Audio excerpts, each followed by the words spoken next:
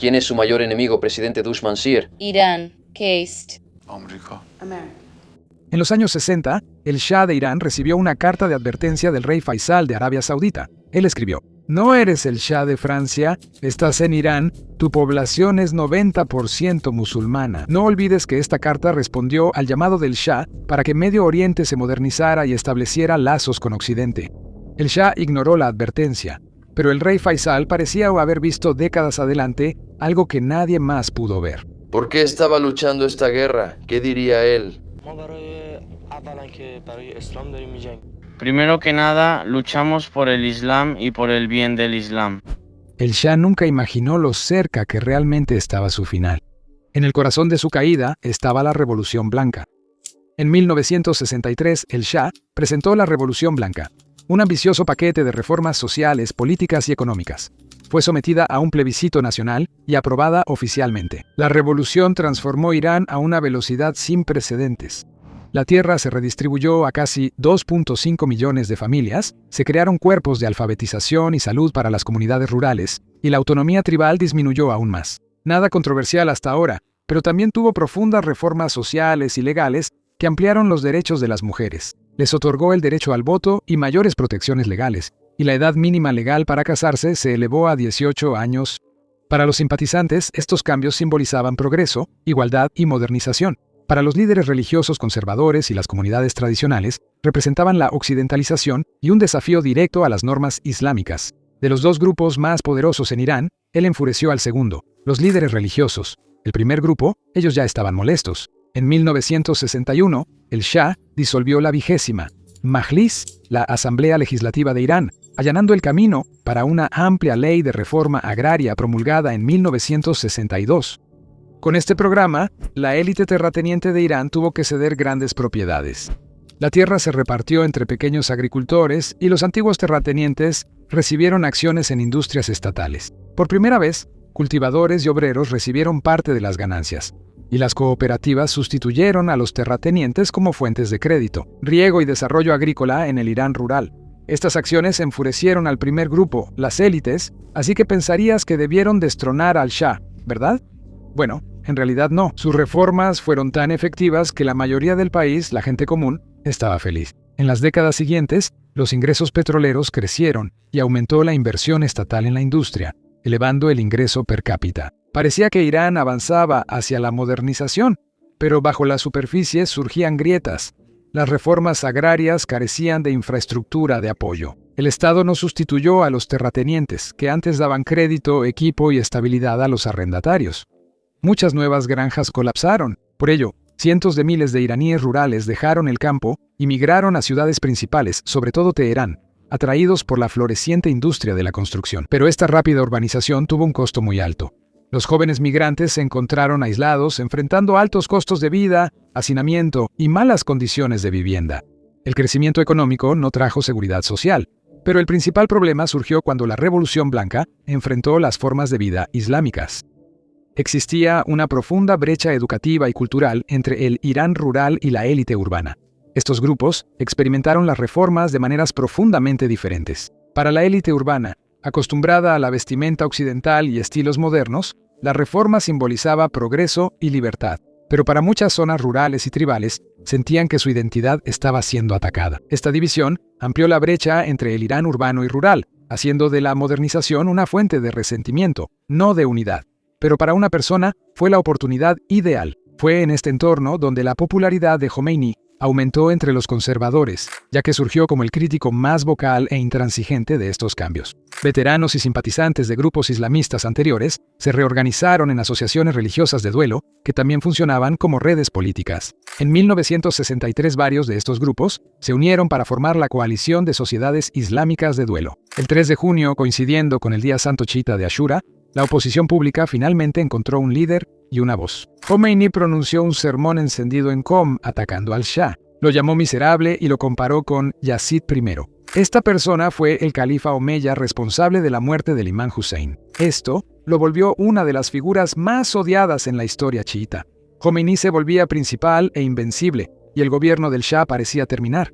Eso pensaba la mayoría en ese momento, pero el hacedor de reyes, a miles de kilómetros de Irán, tenía otros planes. Ellos vieron esto venir mucho antes y se prepararon para aplastarlo al día siguiente. Tras las protestas de Jomeini, él y varios seguidores fueron arrestados y vigilados por la temida Savak, la policía secreta de Irán. Esta fuerza fue creada por el Shah después del golpe de Estado de 1953, no solo para prevenir otro golpe, sino para proteger la monarquía de la oposición interna. La agencia fue reorganizada y formalmente nombrada Savak. Savak, en sus inicios, dependía mucho de la ayuda extranjera. En particular, la CIA jugó un papel importante en el establecimiento de Savak. Para 1965, ya entrenaba a sus propios agentes y se expandía rápidamente. A Savak se le dio amplia autoridad. Fue la salvadora del Shah, pero también una causa indirecta de su caída. Pero por el momento, censuraba los medios de comunicación, investigaba a los solicitantes de empleos gubernamentales y perseguía agresivamente a los disidentes políticos. Fuentes indican que la agencia usó tortura y otros métodos extremos para reprimir la oposición. Sin embargo, tras el arresto de Jomeini, los disturbios comenzaron casi de inmediato. Manifestantes llenaron calles de Teherán, Qom, Mashhad, Shiraz y otras ciudades, atacando estaciones de policía y edificios gubernamentales. El gobierno respondió con fuerza. Las fuerzas de seguridad recibieron órdenes de disparar a matar, marcando el primer levantamiento masivo por Jomeini. Las estimaciones de víctimas varían enormemente, desde menos de 100 según cifras oficiales, hasta miles según fuentes de la oposición. Los radicales del régimen tenían un plan tonto y desagradable para Jomeini. Le pidieron al Shah ejecutar a Jomeini, pero temían que se volviera mártir y empeorara los disturbios, así que eligieron otra estrategia. Jomeini fue puesto bajo arresto domiciliario hasta abril de 1964. Ese año, tras condenar públicamente la relación de Irán con Estados Unidos, fue arrestado nuevamente y exiliado. El Shah pensaba que así lo silenciaría. En cambio, eso transformó a Jomeini en un símbolo, un mito y, en última instancia, en el centro de gravedad de la oposición islamista de Irán. Con el tiempo, ese fuego se apagó y el sistema del Shah se fortaleció mucho. Tras los levantamientos de 1963, el Shah amplió significativamente el aparato de seguridad de Irán. La Savak aumentó a más de 5.000 agentes de tiempo completo, respaldados por una amplia y en gran parte oculta red de informantes. El miedo fue usado como herramienta de gobierno. Estaba dirigida por alguien especial, el general Hassan Pahravan, quien manejó la Savak de 1961 a 1966. Y era conocido por un enfoque relativamente moderado. Mientras Jomeini estaba bajo arresto domiciliario, Pahravan se reunía con él y luego intervino para evitar su ejecución, advirtiendo que matarlo provocaría indignación pública. Él es especial porque lo volverás a ver una década después, pero con los papeles invertidos en los años que siguieron, en 1966, Pahravan fue reemplazado por el general Nimatollah Nasiri, un estrecho confidente del Shah. Bajo su mando, la Savak se volvió mucho más agresiva, respondiendo al auge de los movimientos comunistas, socialistas e islamistas con una mayor vigilancia, arrestos y represión. El problema con la Savak fue que adquirió demasiado poder, llegando a influir incluso en las élites iraníes a finales de los años 60. Algunos agentes empezaron a vigilar la corrupción financiera, no solo de políticos y empresarios, sino también de la familia real. Estas investigaciones enfurecieron a Mohammad Reza Shah, quien pensaba que la Savak se entrometía en asuntos privados fuera de su mandato, pero el daño ya estaba hecho. La Savak silenció a la oposición liberal y de izquierda, eliminando alternativas políticas. Solo quedaban las redes religiosas como poder. Las mezquitas y redes religiosas eran difíciles de infiltrar y suprimir, por lo que fueron el último espacio para expresarse, aunque fuera sin querer. El estado de seguridad del Shah despejó el camino para la movilización islamista, y en ese espacio de miedo, resentimiento y silencio, la influencia de Jomeini solo se hizo más fuerte. Durante todo 1978, Irán entró en un ciclo implacable de protestas, represión y nuevos levantamientos, cada ola más poderosa que la anterior. Comenzó en enero. En Qom, en febrero, los disturbios llegaron a Tabriz. Para mayo, las manifestaciones estallaron en decenas de ciudades, incluida Teherán. La oposición no era un solo movimiento. Incluía a izquierdistas, demócratas liberales, nacionalistas e islamistas. Alineados con un solo hombre, no era otro que el ayatolá, Jomeini, y lo que los unía era la oposición al Shah. El 19 de agosto, una tragedia sacudió a Badán cuando un cine fue incendiado, causando más de 400 muertes. La autoría del ataque aún se disputa. Jomeini culpó al Shah y a la Savak, y muchos iraníes aceptaron esa versión, lo que aumentó aún más la ira pública. En septiembre, en una manifestación al final del Ramadán, tropas del gobierno dispararon contra manifestantes en Teherán, matando a decenas. Más huelgas. Primero los trabajadores, después sectores clave. Cuando los petroleros hicieron huelga, la industria más importante de Irán se detuvo. Para octubre, una huelga general a nivel nacional había paralizado el país. La chispa que encendió 1978 surgió a principios de ese año. En enero de 1978, miles de estudiantes religiosos salieron a las calles después de que un periódico alineado con el gobierno publicara comentarios percibidos como insultantes hacia Jomeini. Pronto se les unieron decenas de miles de jóvenes iraníes, muchos de ellos migrantes desempleados de zonas rurales, que ya estaban alienados por años de desigualdad y represión. Por otro lado, el Shah estaba debilitado por el cáncer y cada vez más aislado, pero él veía el descontento como parte de una conspiración extranjera y subestimó su profundidad. Cada asesinato agravaba la crisis. En la tradición chiita, el martirio tiene gran significado espiritual. Se hacían funerales 40 días después, como dicta la costumbre. Cada conmemoración era una protesta más, que causaba más muertes y repetía el ciclo. La política se volvió religión. Las manifestaciones, seculares o religiosas, se integraron al simbolismo chiita. El canto Allahu Akbar sonaba en las calles de día y desde las azoteas de noche. El 8 de septiembre de 1978, el régimen declaró la ley marcial. Esa mañana, luego llamada Viernes Negro, las tropas dispararon contra manifestantes en la plaza Halek de Teherán, matando a decenas o quizás cientos. La masacre acabó con toda esperanza de acuerdo. Las huelgas se propagaron y los empleados del gobierno dejaron sus puestos el 31 de octubre. En diciembre, los trabajadores petroleros detuvieron toda la producción. La magnitud de la protesta era asombrosa. El 10 de diciembre, cientos de miles, quizás más de 1 millón de iraníes, llenaron solo las calles de Teherán. La monarquía colapsaba. En un último intento por recuperar el control, el Shah nombró un gobierno militar y se dirigió a la nación, admitiendo errores y prometiendo una reforma democrática. Pero ya era demasiado tarde. El último clavo en el ataúd fue cuando se fue de vacaciones. Al menos eso fue lo que le dijo al mundo. En enero de 1979, Mohammad Reza Shah Pahlavi dijo que se iba de vacaciones. Fue un viaje del que nunca regresaría. El Shah huyó de Irán con su familia fingiendo unas vacaciones. Tras su partida, un consejo de regencia intentó gobernar, pero fracasó pronto. Shapur Bakhtiar fue nombrado primer ministro en el último momento y no pudo manejar la situación. Todo esto fue por culpa de un solo hombre.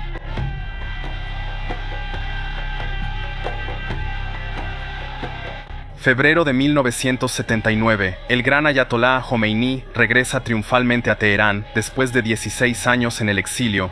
Millones llenaron las calles. En la mañana del 1 de febrero de 1979, después de 15 años en el exilio, el ayatolá Ruhollah Jomeini regresó a Irán. 10 días después, las Fuerzas Armadas de Irán declararon su neutralidad. La monarquía colapsó sin una batalla final, Bakhtiar se escondió y luego huyó al exilio. A las pocas semanas, Irán fue declarado una república islámica.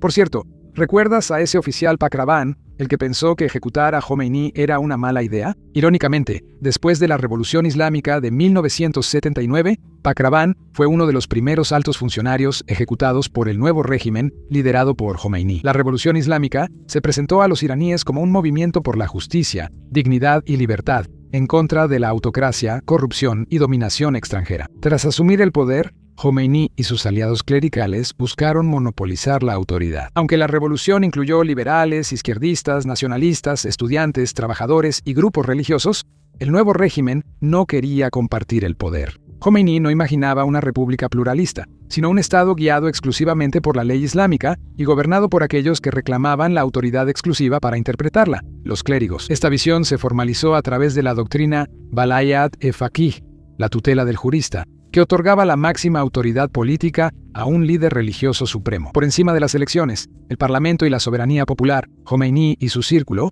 neutralizaron sistemáticamente a las facciones rivales entre 1979 y principios de los 80. Expulsaron a figuras liberales y nacionalistas del gobierno, y las organizaciones de izquierda fueron prohibidas, aplastadas o purgadas violentamente. Algunos antiguos aliados entraron en coaliciones temporales, solo para ser arrestados, exiliados o ejecutados después.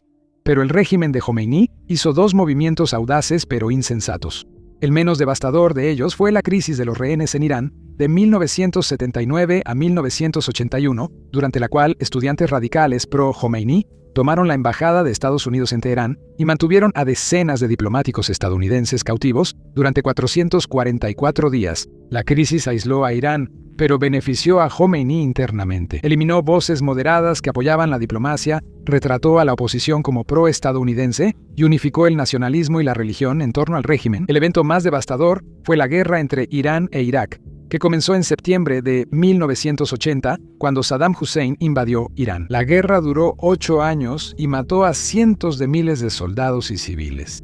Sin embargo, también le dio a la República Islámica un enemigo externo, lo que permitió al régimen reprimir la disidencia. Bajo la bandera de la supervivencia nacional y la unidad revolucionaria, estos eventos consolidaron el poder del nuevo régimen. Espera, déjame ser más preciso. Estos eventos solo sostenían al régimen. Parecía fuerte, pero Irán se volvió cada vez más aislado. Estaba rompiendo lazos con gran parte de Occidente y presentando la diplomacia misma como corrupción moral. Enfrentaba estancamiento económico, sanciones y aislamiento prolongado, pero aún así, Irán seguía siendo más fuerte de lo esperado. Si ves la situación desde una perspectiva geopolítica y no moral, entenderías lo que quise decir. Conoces la historia del Shah en Irán, pero no cómo se convirtió en el gobernante indiscutible de Irán. Estados Unidos ayudó a Mohammad Reza Shah Pahlavi a consolidar el poder, principalmente a través del golpe de Estado de 1953, que derrocó al primer ministro democráticamente elegido de Irán, Mohammad Mossadegh. Él nacionalizó la industria petrolera de Irán. El golpe, organizado en secreto por la CIA y Gran Bretaña bajo la Operación Ajax,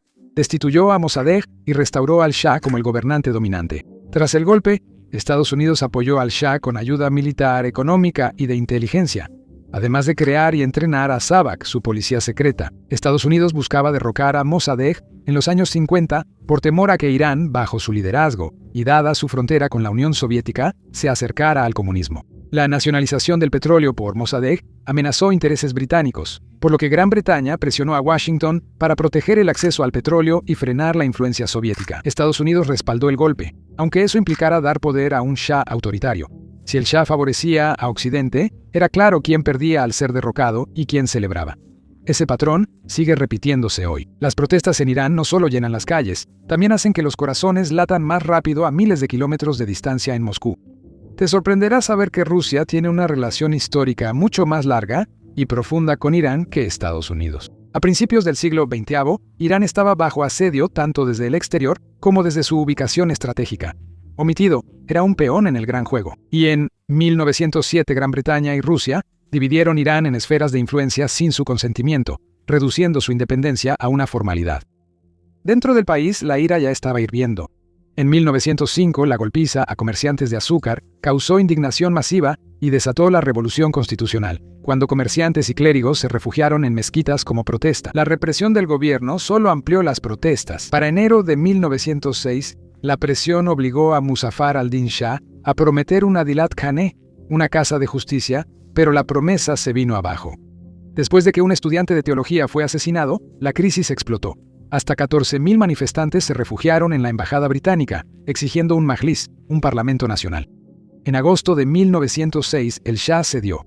El primer parlamento de Irán se reunió ese octubre, y semanas antes de su muerte, el Shah firmó la constitución y la convirtió en ley. Por primera vez, Irán estuvo al borde de la democracia, pero la victoria era frágil. La interferencia extranjera y la resistencia real aplastaron las esperanzas constitucionales de Irán. En 1911, las tropas rusas invadieron, los líderes fueron asesinados o exiliados, y el Majlis fue disuelto. Irán conservó su constitución, pero perdió su alma. Después de la Primera Guerra Mundial, el país quedó destrozado. Un oficial militar llamado Reza Jan aprovechó el momento. Marchó hacia Teherán en 1921 y tomó el control de las Fuerzas Armadas respaldado por el ejército. Reza Jan ascendió rápidamente y para 1923 ya era el primer ministro. Y el último, Zaha Qajar, huyó a Europa para siempre. En 1925, Reza Jan se coronó a sí mismo como Reza Shah Pahlavi. ¿Quién definiría a Irán durante los siguientes 50 años? Lo que siguió fue influido más por el Medio Oriente que por un solo hombre. Pese a sus imperios antiguos, la región, incluido Irán, estuvo mucho tiempo bajo estructuras tribales. Irán, aunque culturalmente persa, era profundamente multiétnico. Turcos, árabes, kurdos, baluchis, lures, bakhtiari y minorías más pequeñas vivían principalmente en sociedades tribales, especialmente en las zonas rurales. Estas comunidades eran muy religiosas. El Islam definía el orden social y la autoridad, y los clérigos solían rivalizar con el Estado. Pero Reza Shah veía esto como un obstáculo. Después de su coronación en 1926, Reza Shah lanzó una campaña agresiva de modernización. Su primer objetivo fueron las tribus. Los desarmó, destruyó su poder político y asentó por la fuerza a los grupos nómadas, reemplazando la lealtad tribal por la lealtad al Estado. Alineó a Irán con Occidente, admirando los modelos europeos y estadounidenses y buscando remodelar la sociedad a su imagen. Pero esto le causó muchos problemas. Los grupos religiosos y tribales consideraron las reformas de Reza Shah un ataque al Islam y su identidad. Impulsó una rápida modernización económica, completando el ferrocarril transiraní en 1938 y conectando el Golfo Pérsico con el Mar Caspio. Debilitó el poder clerical al poner la educación y la ley bajo estricto control estatal, introduciendo la escolaridad obligatoria y fundando la Universidad de Teherán en 1934, eliminó tratados extranjeros desiguales, recuperó el control de las finanzas y comunicaciones de Irán y destinó recursos a carreteras, hospitales y escuelas. Pero la decisión más controvertida fue en 1935, cuando obligó a las mujeres a quitarse el velo. El objetivo principal de Reza Shah era la occidentalización. Promovió la educación laica, amplió la presencia de las mujeres en la vida pública y debilitó deliberadamente la autoridad clerical. Las tribus vieron esto como un ataque a la identidad islámica, pero el Shah gobernó sin gran oposición hasta la Segunda Guerra Mundial. Durante la guerra, aunque Irán declaró neutralidad, su petróleo y ubicación atrajeron a los aliados que ocuparon el país en 1941. Por sus vínculos con Alemania, Reza Shah fue obligado a abdicar a favor de su hijo, Mohammad Reza, de 22 años. El Shah heredó una nación fracturada bajo ocupación extranjera, pero recurrió a Estados Unidos y utilizó la presión internacional para finalmente obligar a las tropas soviéticas a salir del norte de Irán. A finales de los años 40 llegó una nueva esperanza. Cuando el Parlamento recuperó el poder en 1949, el líder nacionalista Mohammad Mossadegh formó el Frente Nacional para restaurar la Constitución de 1906. El principal objetivo fue nacionalizar el petróleo en 1951, cuando el primer ministro Mossadegh terminó el dominio británico y fundó la Compañía Nacional Iraní de Petróleo. Sin embargo, esta medida amenazó los intereses de Occidente, sobre todo de Gran Bretaña, y elevó el temor de Estados Unidos de que Irán cayera bajo influencia soviética, aunque Mossadegh no era comunista. Pese a la agitación política, Irán siguió modernizándose rápidamente, y en las décadas de 1960 y 1970 era más desarrollado socialmente que la mayoría de los países de Medio Oriente y el sur de Asia. Pero el sector de la sociedad iraní que estaba insatisfecho con la dirección política de Irán crecía cada día más. Se oponían tanto al Shah como a Mossadegh, rechazaban el nacionalismo secular y, en cambio, creían que el país debía ser gobernado según la ideología islamista. Este grupo fue finalmente movilizado y liderado por el erudito chiita Ruhollah Khomeini, quien desde joven se dedicó al estudio religioso. En 1922 se fundó en Qom, el principal centro de estudios chiitas de Irán. Allí estudió teoría islámica, filosofía, jurisprudencia y ética, construyendo gradualmente una reputación como un erudito serio y disciplinado. Para la década de 1930, Khomeini se había convertido en un respetado maestro religioso, tomando su nombre de su ciudad natal, Khomein. Por décadas, su influencia fue principalmente académica, basada en escritos sobre ley islámica y filosofía. Eso cambió cuando desafió abiertamente a Mohammad Reza Shah, atacando la alineación occidental de la monarquía y su influencia cultural. Su mensaje radical resonó con los conservadores religiosos y los descontentos. Para la década de 1950, Khomeini se había convertido en ayatolá, y para principios de la década de 1960, en gran ayatolá, colocándolo en la cima de la jerarquía chiita de Irán. Khomeini se opuso ferozmente a la reforma del Shah, argumentando que Irán debía ser gobernado por leyes islámicas, no por ideas occidentales. Su mensaje resonó con los grupos religiosos y tradicionales que se sentían alienados por la rápida modernización. En 1979 tuvo éxito. Dentro del país, ningún grupo experimentó la traición de la revolución de manera más inmediata que las mujeres iraníes. Las leyes les fueron impuestas. Como espectador, solo imaginas el dolor, ya que la brutalidad nunca se siente desde afuera. El 8 de marzo de 1979 semanas, tras la caída del Shah, decenas de miles de mujeres llenaron las calles de Teherán para protestar contra el decreto de Khomeini. Imponiendo el velo obligatorio, el mensaje era claro. Esta no era la libertad por la que habían luchado, pero fueron ignoradas. Hoy en día, las niñas deben usar el velo obligatorio desde temprana edad, generalmente desde los 7 años al entrar a la escuela. Las mujeres que desafían los códigos de vestimenta son acosadas, multadas, encarceladas, flageladas y violentadas por la policía de la moralidad de Irán. Estas mujeres están bajo tutela masculina antes de casarse, quedando bajo autoridad legal de padres o familiares varones. Después del matrimonio, los esposos obtienen un control legal extenso. Un esposo puede prohibir legalmente que su esposa trabaje bajo el artículo 1117 del Código Civil de Irán aún no termina. Las niñas pueden casarse desde los 13 años o antes con permiso judicial y del padre. Las estadísticas oficiales registran miles de matrimonios infantiles y nacimientos en niñas menores de 15 años, evidenciando abuso sistémico. En un sistema legal que ofrece poca protección a las mujeres, se les prohíbe servir como juezas y se les excluye de muchos cargos estatales. Incluso donde se permite el empleo, la discriminación de género es legal, está normalizada y se aplica. Lo que se presentó como un orden moral se convirtió en opresión institucionalizada. Aunque Irán tiene grandes reservas de petróleo, su economía quedó devastada. Miles de iraníes buscan huir cada año. Quienes se quedan suelen ser los que carecen de dinero y educación, quedando atrás para ser oprimidos por el régimen y sus élites. Hoy en día, los iraníes están de nuevo en las calles, pero esta vez no por un estado religioso, sino por una sociedad democrática y libre. El Internet está casi completamente bloqueado. Irán ha cerrado su espacio aéreo a vuelos comerciales, pero esta vez la gente no se está echando para atrás. Las calles del país están llenas de manifestantes, hombres, mujeres y niños, que arriesgan todo para desafiar al régimen islamista. Lo que inició como protestas ahora es uno de los momentos más peligrosos en la historia de Irán tras la revolución. Miles están tras las rejas. Su destino es desconocido según los informes. Miles han muerto en las manifestaciones hasta ahora, incluyendo a más de 100 miembros de las fuerzas de seguridad y al menos 13 niños de 18.400 personas han sido detenidas. La lucha será sangrienta, pero la libertad será más dulce. Cuando estos iraníes prueben eso, solo el tiempo lo dirá.